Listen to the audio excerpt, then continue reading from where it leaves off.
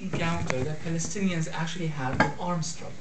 I know this is an issue it's an issue that's constantly discussed over strategies of resistance and all of that. And I've always maintained this position that's kind of been, I know I can be unsatisfying sometimes when I talk. Why? Because I dilly-dally a lot around taking stances on things. Ramzy, are you with one state or two states?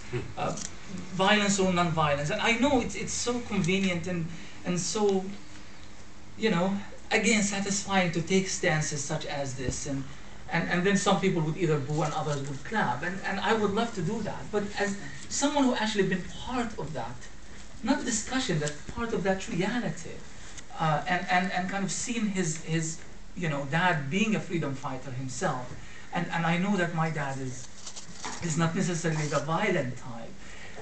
You start actually realizing that people don't make choices per se. I mean, we don't really actually sit around and decide, are we going to be killing people or are we going to be not killing people tonight? It just doesn't happen that way. It's a completely different and more complex, you know, circumstances that leads to collective decisions. And yes, they are collective decisions, but again, they are not decisions that are being voted upon or decisions that are made in meetings. And only a people's history can actually explain that sort of collective decision. So here's my dad. He was treated fairly well back in Gaza, in Beit Daras. He remember, you know, he had many fond memories of Beit Daras. And suddenly, he is begging in Gaza. Literally, he's begging. Why? Because there was no food, there was nothing. And he, you know, the family had to make choices. So he needed to go begging. And where did he go begging? It was by Egyptian army encampments somewhere in the southern part of Gaza. After the Egyptian army was defeated in 48, these were the retreating soldiers before they were deployed back to Egypt. They were in Gaza, and they were the only ones who were receiving kind of consistent rations of food. So that the kids, along with my dad, and he was kind of like 10 years old at the time, so he was kind of developing, you know, a sense of, and I believe that even a child who's 5 years old will not get used to begging. I mean, the issue of pride is something that's innate in us, I think, as humans. And here he's being forced, literally forced by his family, to actually go and beg. And he would extend his hand you know, within the fences of the Egyptian army in camps in Gaza, and he would beg. And he would get yelled at, and at times, you know, he would get a piece of bread. And then on the way back, he would always kind of see the road that connected Gaza to the rest of Palestine, where they came. And so the association started there: humiliation and pride, good memories, misery. But something else that he also noticed was the fidaiyin. Fidaiyin is a term in Arabic, means freedom fighters. But the term itself has been coined like intifada. It's been kind of coined as a term in its own right, because it's been kind of a part of the Palestinian experience for so many years, the fidaiyin, the freedom fighters. And he would see these freedom fighters, and what these freedom fighters did, initially what they were actually doing, they were trying to sneak back to their villages in Palestine. They would recover some of their belongings. Sometimes they would actually go to harvest some of their crops, but they had to be armed, so they had daggers, and over time they kind of became fighters. They actually started carrying weapons, and then they started getting involved in fighting with Israeli soldiers at the time. So he kind of saw those fidaiyins with their kufiyas and their khaki clothes, and he kind of began affiliating them with something proud, something, well, maybe most of them never really came back. And in fact, most of them never really came back once they crossed that fence into Israel, the death zone, as they called it. But at least there was a martyr funeral for them, and people chanted their names, and tens of thousands of people would come from all over the refugee camps. And he felt that this is something that he wanted to do. He wanted to be a freedom fighter. So this is my dad's first encounter with that. The fidaiyin were mostly Palestinian guerrilla commandos that took their daring strikes deep inside Israel. They were mostly young Palestinian refugees but also included some Egyptian fighters who operated outside the scope of their government, Islamic fighters and others. Their operations grew bolder by the day. They would sneak into Israel like ghosts in the night with primitive weapons and homemade bombs. They would kill Israeli soldiers, steal their weapons, and return with the new weapons the second day. Some would sneak back to their villages in Palestine. They would steal food, blankets, and whatever money they had saved but failed to retrieve in the rush of war. Those who never returned received the funerals of martyrs, where thousands of refugees would march carrying symbolic coffins into some graveyard. Indeed, hundreds wouldn't return and few bodies were ever recovered. In fact, my house in the refugee camp was in an area called the Red Square. It was called the Red Square because of the so many young kids who were killed or wounded there. And right by the Red Square, you had the Martyrs' Graveyard. And it was called the Martyrs' Graveyard specifically because of these very early incidents. So that most of the new dead buried in that graveyard were some of the martyrs who were recovered. And then that Martyrs' Graveyard began building new audience, if you will. Every stage in our history, there's a new set of martyrs, all the way to my generation of martyrs of the first Intifada, and of course during the second Intifada, you've had a new population, to the extent that when my father died, he was meant to be buried by my mother in that graveyard, but there was no space anymore, and that was actually his last wish, to be buried there. But the Martyrs' Graveyard was so populated, was so crowded, that there was no space anymore for anyone else. Muhammad saw in the Fidaiyin, I should have mentioned that my father's name is Muhammad. Muhammad saw in the Fidaiyin and their stories a heroic escape from his humiliating life. Freedom fighting became his new calling. The Fidaiyin was the antithesis to his humiliation and submissiveness.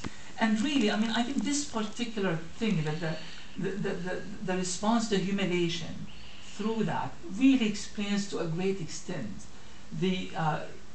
I would say the militarization of Palestinian society in recent years, because the level of humiliation and the level of violence that was used by the Israelis have reached a point that Palestinians were being challenged in every aspect of their identity was being challenged. Every sense of authority and control was being challenged. I remember during the first Intifada how the soldiers kind of insisted on humiliating our dads before us. And that was a message. They knew what they were doing. It was extremely painful, of course, but over time, the younger generation began not disowning the older generation, but kind of in a way no longer found in them kind of an answer to their misery and to their humiliation. So there was this kind of, and that's why the Palestinian Intifada of '87 was disowning of an entire period in our history. That's when the youth, kind of took on the mission of articulating yet a new Palestinian discourse.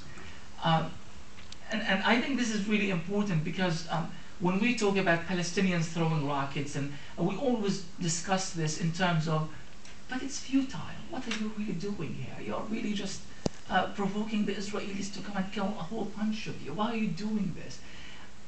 But I can't even emphasize what these seemingly futile rockets actually mean to the psyche of the Palestinian collective.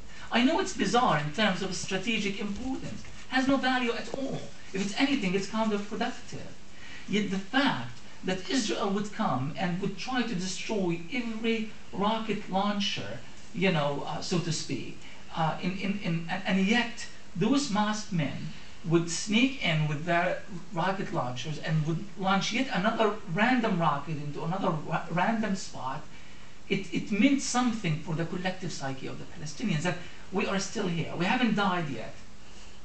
And I know it's really hard to justify that. Even morally, it's hard to justify it. Needless to say, politically or strategically, it's hard to justify it. And I'm not here in the business of justifying anything. Nor do I feel, have any sort of, illusions that I am a person who has the right to judge the Palestinian people, considering what they have been going through. So the best I can is to perhaps convey what actually happened, the way it happened, hoping that this could help others understand what is happening right here, right now. Okay. Maybe I can find one last passage to read.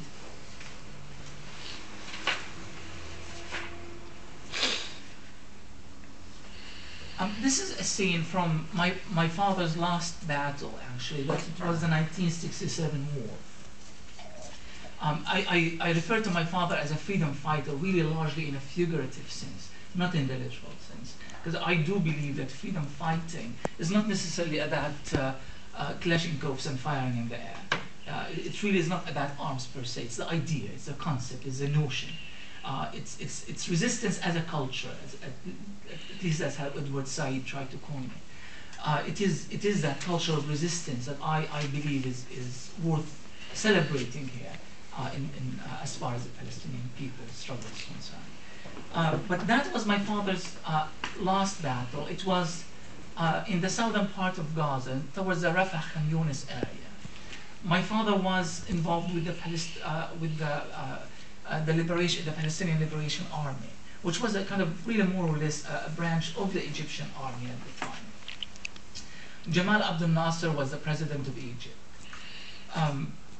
His speeches, he was a very articulate, very fiery speaker, and he was very commanding when he spoke, and people trusted him because he presented himself, and to a large extent he truly was kind of a people's leader, a leader of mass movements. He mobilized not just the Egyptian people, but the Palestinian people and so many other people throughout the Arab world. And this is really interesting because of what's happening today. A lot of people can't understand the sense of jubilation that's happening in Palestine over what actually happened in Egypt. And they think, oh, because of the siege, and they don't really know that it's really not because of the siege. I mean, the siege is a factor. They would really like to see a self-assertive Egyptian government that removes the blockade on Gaza, or at least break that part of it, of Gaza. But it's actually a lot more deep-rooted and entrenched than that. There's a history of shared destiny and shared blood and shared fighting and shared resistance between Palestinians and Egyptians. And it goes all the way back to 1947, in fact, even earlier than that. And again, I tried to trace that in the book in terms of the involvement of the Muslim Brotherhood in Egypt, which goes back to the 30s. So you have this kind of very unique, very special relationship between the Palestinians and the Egyptians, and this could perhaps partly explain why. Now, the war did not go according to plan, as you know. It was an astounding defeat. It completely shattered any notion, any illusion, any hope that things are going to be okay. This war is going to be won, and we are going to reverse all these bad misfortunes of those past years. And people were still then talking about Beit Daras and all the villages that were destroyed as if it was very real and very urgent matter. Unlike today, where we kind of talk about it in a symbolic notion. It was very real then. My father was wounded in the war. And he was separated from my mother. He found himself in an army truck, in an Egyptian army truck that sped towards Sinai. Not towards the central part of Gaza, where his family, which is my mother basically, and my older sister, who is living in Gaza right now. So Muhammad was barefoot. His army boots were too heavy, and his toes blistered and bled. His legs were wounded from shrapnel, yet somehow he felt no pain. He watched the blood slowly flowing from his wounds and did nothing. The air smelled